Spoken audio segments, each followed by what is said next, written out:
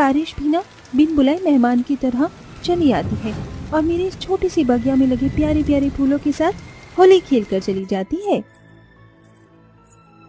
पता था मुझे कि तू आंगन में ही होगी। देखो ना माँ, आज मेरे इन पौधों में एक भी फूल नहीं खिले हैं। अरे जब तक तू भंवरे को आने नहीं देगी तो ये कलियां कैसे खिलेंगी। अब तू ही इन पेड़ पौधों के आजू बाजू दिन भर बिनबिनाती रहती है। उसकी माँ सानवी के बात कहने पर नीलम भरी आंखों से पेड़ पौधों को देखती और कहती है, माँ, इस गरीब खाना बदोश जैसी जिंदगी में ये पेड़ पौधे पत्ते और ये खिले हुए रंग बिरंगे फूल ही तो मुझ गरीब को थोड़ी बहुत खुशी देते हैं। और इन फूलों ने आपके इस बदनसीब बेटे को मेरे लंबे हाथों के चलते दुनिया की तरह ठुकराया नहीं बल्कि अपनाया है। नीलम के हाथ बहुत लंबे थे इसीलिए उसको कोई पसंद नहीं करता था। कुछ साल पहले नीलम के परिवार वाले बेघर हो गए थे तो नीलम ने अपने लंबे हाथों से एक पत्तों की झोपड़ी बनाई और अपना घर चलाने के लिए उसने अपनी कलाकारी दिखाकर दर्जी का काम किया। वो उसको इतना कमाती थी कि 2 वक्त की रोटी उसको हो जाती थी खाने। नीलम जरा सुन तो। जी भैया। जरा मेरे ये कपड़े धो देना, बहुत ही गंदे हो गए हैं। ठीक है भैया।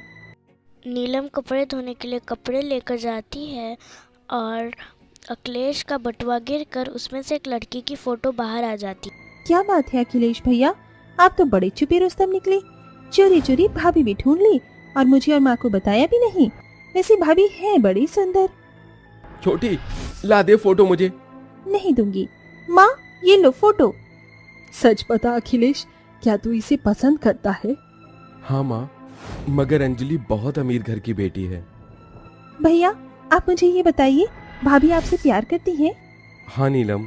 तो बस शादी भी करेंगी और आप देखना ये ननंद अपनी भाभी का स्वागत खुशी से करेगी और अपनी प्यारी भाभी की सुहागरात की सेज खुद अपने हाथों से सजाएगी, वो भी इन सुंदर फूलों और पत्तों से। नीलम पत्तों का सेज सजाने पर लग जाती है। अब बेचारी नीलम को क्या पता कि घमंडी अंजलि को रिश्ते का मायने पता ही नहीं। धीरे धीरे कर कर उसकी शादी का दिन आ जाता माँ है। जरा देखो, अंजलि भाभी को मेरे पत्तों का सजाया सेज पसंद आएगा ना? हाँ मेरी बच्ची, जरूर पसंद आएगा। तूने इतने प्यार से जो सजाया है। लगता है भैया भाभी को ले आए। दरवाजे पर अंजलि आ जाती है। सानवी अपनी बहू का गृह प्रवेश करती है और बोलती है कि आओ बहू, आज से इसे अपना ही घर समझो। हमारे छोटे से महल में तुम्हारा स्वागत है। ये सुनकर अंजलि अपने भड़के हुए चेहरे से अपने मन में सोचती है कि मम्मी जी को ये झोपड़ी महल कहाँ से लग रही है। पता नहीं किन गरीबों के बीच आकर फंस गई। कितने सपने देखे थे मैंने अपने ससुराल को लेकर और स्पेशली सुहागरात को लेके। सबकी बहन बच गई। क्या हुआ भाभी, घर पसंद नहीं आया क्या? ननद के ये पूछने पर अंजलि दांत पिसपिसाकर कहती है, अच्छा है, बहुत अच्छा है, वंडरफुल। अरे नीलम, अब अपनी भाभी की मुंह दिखाई भी शुरू कर दो, पहले ही इतनी देर हो चुकी है। ऐसे ही अंजलि की मुंह दिखाई चालू हो जाती है। बस बहुत हो गया, मुंह दिखाई अब मुझसे और के नहीं कुछ देर बैठा बाद जाएगा। अंजलि गुस्से से बस उठकर कहती, अंजलि भाभी 2 मिनट और। एक काम करो मेरी प्यारी ननद, मेरी जगह तुम अपने ये राक्षस जैसे लंबे लंबे हाथ लेकर बैठ जाओ। जब से आई हूँ किसी के पैर छू रही हूँ, किसी के पैर धो रही हूँ। मुझे आराम करना है, मेरा बेडरूम कहाँ है? क्यों नीलम बेटी, तुम सभी ने हमको यहाँ अपनी भाभी से बेइज्जत होने के लिए बुलाया था क्या? इन अमीरों के लिए रिश्तों और रस्मों के कोई मायने नहीं होते। चलो बिमला।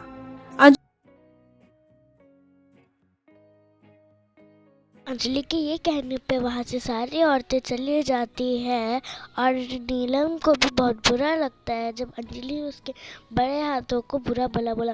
फिर भी वो अपने आप को शांत करके अंजलि को उसका कमरा दिखाती है और बोलती है कि भाभी, मैंने अपने हाथों से आपके लिए इतने सुंदर पत्तों से आपकी सुहागरात का सेज सजाया है। सुंदर है ना? क्या बुरे दिन आ गए हैं मेरे। अब मुझे इस 2 कौड़ी के पिलपिले पत्तों की सेज पर सोना पड़ेगा। अब मेरी प्यारी लंबे हाथों वाली इकलौती ननद ने जो सजाया है। नीलम, अब मेरे सर पर क्यों खड़ी हो? हम दोनों को अकेला छोड़ दो। मगर अंजलि, हमारे पास बस यही जगह है। मेरे साथ साथ मेरी माँ और मेरी बहन भी यहीं सोते हैं। अखिल, अगर एक दिन के लिए तुम्हारी माँ और बहन बाहर सो जाएंगे तो उन्हें आसमान नहीं खा जाएगा। और वैसे भी तुम्हारी बहन के पास तो जैसे लंबे लंबे हाथ हैं, इंसान तो दूर भूत भी तुम्हारी बहन के राक्षस जैसे लंबे हाथ देखकर भाग जाएगा। चलो अब जाओ भी ननद जी, या लड्डू पेड़े लेके जाओगी। नीलम को बहुत बुरा लगता है जब उसकी भाभी उसकी बुराई करती है, तो नीलम दुखी से वहाँ से चली जाती है और रात में वो और उसकी माँ आंगन में सोती है। नीलम को बहुत बुरा लगता है, फिर भी वो कुछ नहीं कहती। दूसरी सुबह उसकी मम्मी जी, भाभी कहती आपने मेरी शादी के लिए एक भी साड़ी नहीं बनवाई। अंजलि बहू, तुम तो जानती हो हम कितने गरीब हैं, मुश्किल से तो ये शादी हो सकी है। कैसा भिखारी ससुराल मिला है। मेरे लिए शादी का जोड़ा भेजने की तो आप लोगों की औकात नहीं हुई, मगर 2 जोड़ी कपड़े भी इस घर में बहू के लायक नहीं खरीदे गए। भाभी आप परेशान मत होइए, मैं कुछ करती हूँ। नीलम आंगन से बहुत सारी पत्तियां लेकर अपनी कलाकारी करना चालू कर देती है और उसने एक सुंदर सा साड़ी बना अंजलि को पहनने देती भाभी, मैंने आपके लिए साड़ी बनाई है, फिलहाल के लिए आप यही पहन लो। मुझे सिलाई के पैसे मिलेंगे तो मैं आपके लिए नई साड़ी खरीद कर ले आऊंगी। नीलम, ये 2 कौड़े की पत्तों वाली साड़ी पहनकर मुझे आदिवासी नहीं बनना। एक तो तुम्हारे लंबे लंबे हाथ देखकर मुझे लगता है तुम कहीं जंगल की छोटी आदिवासी तो नहीं, या फिर कहीं तुम्हें कोई बीमारी नहीं। दूर रहो मुझसे। अपनी भाभी की बात सुनकर रोने लगती है। कुछ टाइम बीत जाता है और अंजलि अपनी ननद के ऊपर गुस्सा करने का या उसके बड़े हाथों के करने का कोई भी कसर नहीं छोड़ा। अब वो गर्भवती में आ गई थी। नीलम बहुत ही खुश थी। माँ देखना, जब भाभी के बच्चे होंगे तो मैं उनके लिए पत्तों से बहुत ही सुंदर पालना बनाऊंगी। फिर चाहे मुझे अपने लंबे हाथ करके कितने भी ऊंचे पर लगे कंदब के पत्ते तोड़ने पड़े। तुम्हें क्या लगता है नीलम कि तुम जो ये ख्याली पुलाव पका रही हो तो ये मैं तुम्हें खाने दूंगी? ना तो मेरा बच्चा तुम्हारी मनहूस गोदी में खेलेगा और ना ही उसे इस राक्षस जैसे हाथों से मैं तुम्हें छूने दूंगी। अब खड़ी क्या हो, अपने इस जिराफ जैसे हाथों से जाले उतारो। नीलम के आंखों में आंसू आ जाता है और वो रोने लगती है। कुछ टाइम बाद अचानक से मौसम खराब हो जाता है और नीलम के घर का एक छत टूटकर अंजलि के पैर पे गिरने वाला होता है, तो नीलम अंजलि को धक्का देती। भाभी हटिए, मेरा हाथ। नीलम के छत से गिरी छप्पर से नीलम के हाथ में लग जाता है और अचानक से अंजलि को लीवर पेन चालू हो जाता है। माँ मेरा बच्चा, नीलम मेरे बच्चे को बचा लो। भाभी मैं आपको कुछ नहीं होने दूंगी। नीलम अपने लंबे हाथों से अंजलि को गोद में उठाकर अस्पताल ले जाती है। वहाँ पर अंजलि एक लड़के को जन्म देती है। सुनिए, बच्चे को पहले किसकी गोद में देना है? नर्स, बाहर एक लंबे हाथों वाली लड़की खड़ी होगी, उन्हें अंदर बुला दो। नीलम को बुला लेती है और अंजलि दुखी मन से कहती है कि अपनी बुआ के गोदी में जा, आज इन्हीं की वजह से तू इस दुनिया में है। नीलम अपने भतीजे को लेकर बहुत खुश थी। ननन जी, अपनी भाभी को माफ कर दो। रिश्ते और उसके मायने क्या होते हैं आज मैं समझ चुकी हूँ।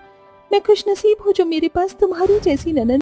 आखिरकार नीलम के लिए उसकी भाभी का घमंड चूर चूर हो जाता है और कुछ टाइम बाद नीलम और अंजलि एक साथ खुशी खुशी रहते थे।